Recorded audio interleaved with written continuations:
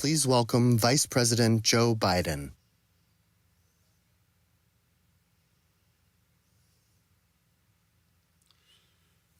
I just had an opportunity to speak with the Floyd family and a group of them, most of them. They're a close, decent, honorable family, loving one another. And once again, we had the words, heard the words, and they heard them. I can't breathe.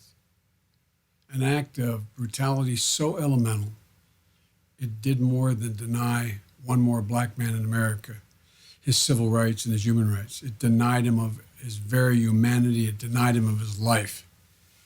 Depriving George Floyd is, as it deprived Eric Garner, one of the things every human being must be able to do. Breathe. So simple, so basic, so brutal. With the same thing happened with Aubrey. The same thing happened with Breonna Taylor. The same thing with George Floyd. We've spoken their names aloud. We cried them out in pain and in horror. We chiseled them into a long, suffering hearts. They're the latest additions to the endless list of stolen potential wiped out unnecessarily. It's a list that dates back more than 400 years. Black men, black women, black children.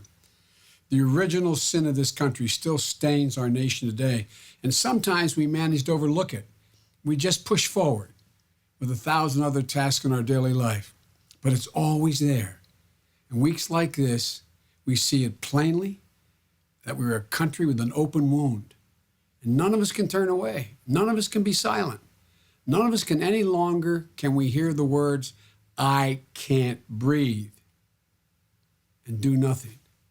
We can't fail victims like, what Martin Luther King called the appalling silence of good people.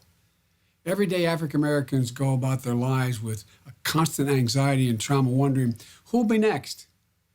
Imagine if every time your husband or son, wife or daughter left the house, you feared for their safety from bad actors and bad police.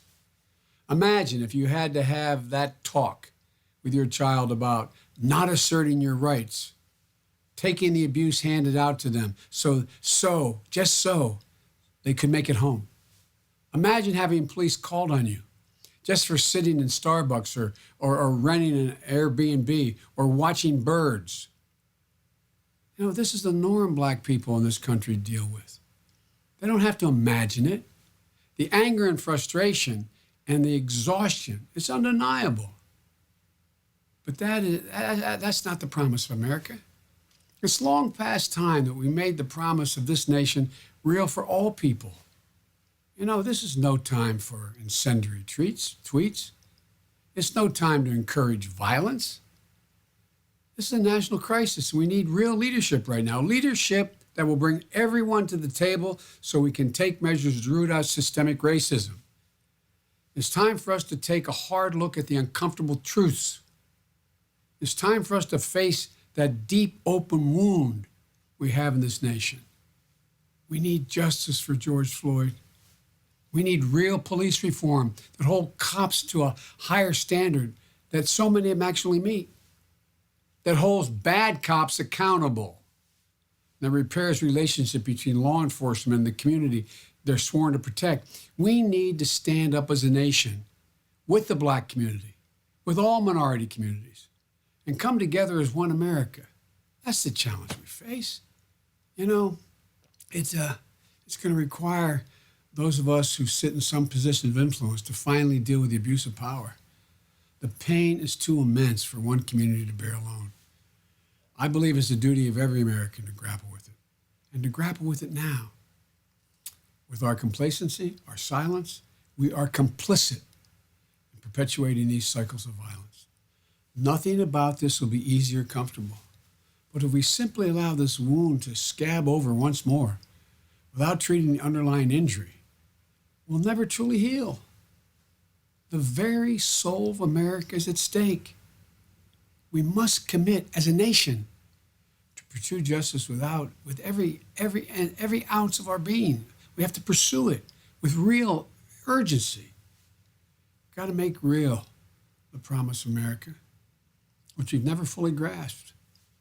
that all men and women are equal, not only in creation, but throughout their lives. Again, to George's family, thanks for taking the time to talk to me. I promise you, we do everything in our power to see to it that justice is had in your brother, your cousin's case. God love you all, and folks, we got to stand up.